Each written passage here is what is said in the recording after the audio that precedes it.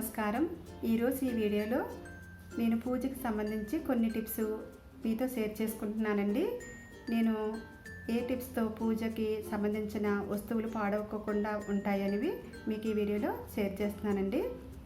అవి ఏమిటంటే, మనము పూజకి పసుపు ఎక్కువ తీసుకొచ్చినప్పుడు ఎక్కువ రోజులు ఉంటుంటే మనకి పసుపు అనేది పురుగు పడుతుంటుంది.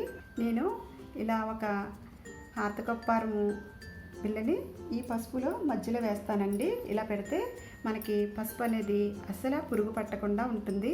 చాలా మంచి సువాసన కూడా వస్తుందండి. స్మెల్ కూడాను చక్కగా కర్పూరంతో ఉంటే ఎంత మంచి స్మెల్ వస్తుంది అలా ఉంటుందండి. మూత తీసినప్పుడు చాలా బాగుంటుంది, పురుగు కూడా పట్టదండి. మనం ఎక్కువ పసుపు తీసుకొచ్చినప్పుడు ఇలా ఒకసారి చేసి చూడండి, చాలా బాగుంటుంది.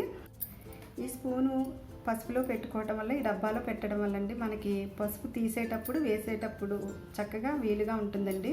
ఇలా స్పూన్ పెట్టుకుంటేనే నేను ఇలాగా పసుపు డబ్బాలో ఇలాగ స్పూన్ పెడతానండి.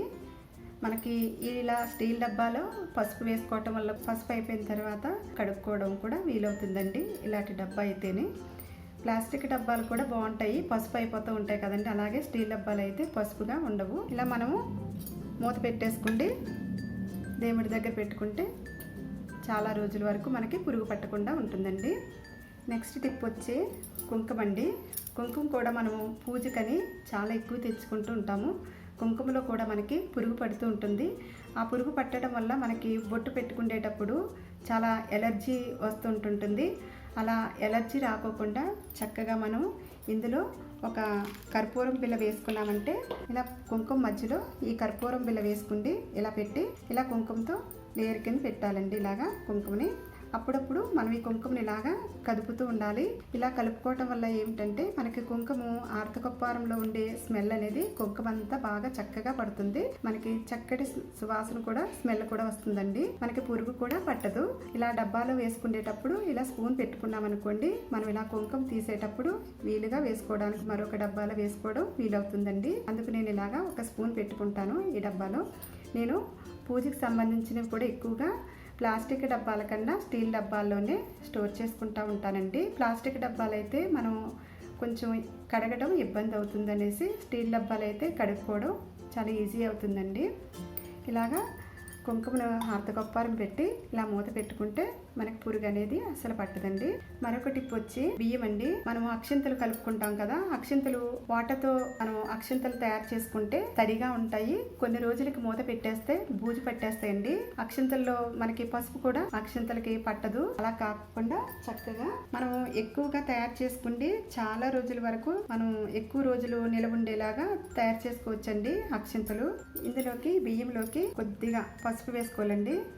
అక్షింతలు తయారు చేయడానికి కొద్దిగా నెయ్యి వేసుకోండి. నెయ్యి వేసుకోవాలండి. నెయ్యి కానీ ఆయిల్ కానీ వేసుకోవచ్చు. ఆయిల్ కూడా మనకి పూజకి సంబంధించిన ఆయిల్ వేసుకోవాలి. వంట దగ్గర వాడే ఆయిల్ని వేసుకోకూడదండి.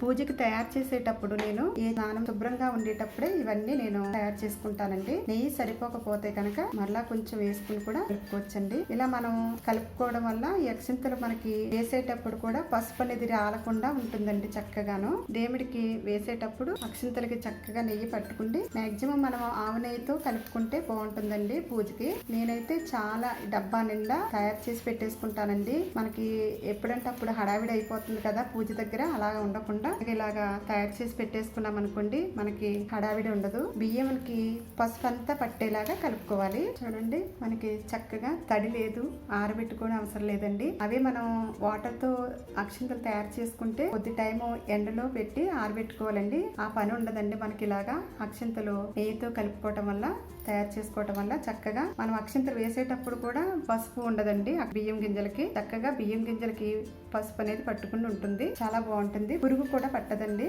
అసలు. ఇందులో మనకి చక్కటి స్మెల్ రావాలి, పూజ దగ్గర ఉండే స్మెల్ రావాలంటే కొద్దిగా హారతకొప్పారంలో సగం ముక్కండి ఇది ఇలాగా పొడుము చేసేసుకుంటే ఇవి ఇలా వేసుకోండి, చక్కటి స్మెల్ వస్తుంది.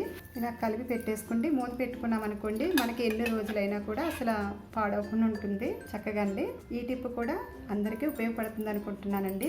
చాలా బాగుంటుంది ఈ అక్షంతలు తయారు చేసుకోవటం అయితే. మరొక టిప్ వచ్చండి, మనం పూజ దగ్గర ఇలాగా అగరత్తులు వెలిగిస్తుంటాం కదండి, ఈ అగరొత్తుల నుంచి అగరొత్తులు వెలిగిన తర్వాత పౌడర్ అనేది వస్తుంటుంది కదా, ఈ పౌడర్ కింద పడి మనకి కొంచెం క్లీన్ చేసుకోవడం కష్టం అవుతుంటుంది. అలా కాకుండా అండి ఇలా ఇప్పుడు మనకి ఇలాగా స్టాండ్లు వస్తున్నాయండి. నేను ఈ స్టాండ్ తీసుకుని చాలా రోజులు అయిందండి. చాలా షాపుల్లో కూడా ఇప్పుడు దొరుకుతున్నాయండి. ఇవి స్టీల్ స్టాండ్స్ ఉంటున్నాయి, ప్లస్ ఇత్తడివి కూడా ఉంటున్నాయండి. చక్కగాను మనము అగరొత్తులు వెలిగించినప్పుడు చూడండి, మీకు చూపిస్తున్నాను. ఇలా చక్కగా ఇలా మనకి అగరొత్తులు పెట్టడానికి కూడా స్టాండ్స్ ఉంటాయండి. ఇక్కడ ఇందులోను కొంచెం పెద్దవి అయితే ఎక్కువ ఉంటాయండి. ఇలాగా 4 పెట్టేసుకున్నాం అనుకోండి. ఈ పౌడరు ఈ అగరొత్తులు కాలుతున్నప్పుడు వచ్చే పౌడరు ఈ ప్లేట్లోకి వస్తుందండి. మనకి క్లీన్ చేసుకోవడం కూడా చాలా ఈజీ అవుతుంది. ఈ స్టాండ్ కనుక లేకుండా మనకి ఇప్పుడు ఇలాంటివి కూడా ఉంటున్నాయి కదండి. ఇలాగా ఇటువంటి ఉండేటప్పుడు ఏం చేయాలంటే కొంచెం బియ్యం గింజలు వేసుకోవాలండి, కంపల్సరీ వేయాలి. పసుపు అక్షింతలు అయినా కానీ ఈ స్టాండ్లో వేసుకుంది. ఈ స్టాండ్ అడుగున ఇలా ఒక ప్లేట్ పెట్టుకోవాలండి. ఇలా ప్లేట్ పెడితే మనం ఇలా అగరొత్తులు ఉంటాయి కదా, ఈ అగరొత్తులు ఇందులో పెట్టినా కూడా ఈ పౌడర్ వచ్చి ఈ ప్లేట్లో పడుతుందండి. ఇలా చక్కగా ఉంటుంది ప్లేట్ పెట్టుకోవడం వల్ల. ఈ పౌడర్ మనం తీసిన తర్వాత క్లీన్ చేసుకోవడం కూడా చాలా ఈజీ అవుతుంది. ఈ టిప్ కూడా మీకు అందరికీ నచ్చుతుంది అనుకుంటున్నాను. చూడండి, మనకి అగరొత్తులు వెలిగిన తర్వాత అగరొత్తుల నుంచి వచ్చిన పౌడరు ఈ ప్లేట్లోకి వచ్చింది.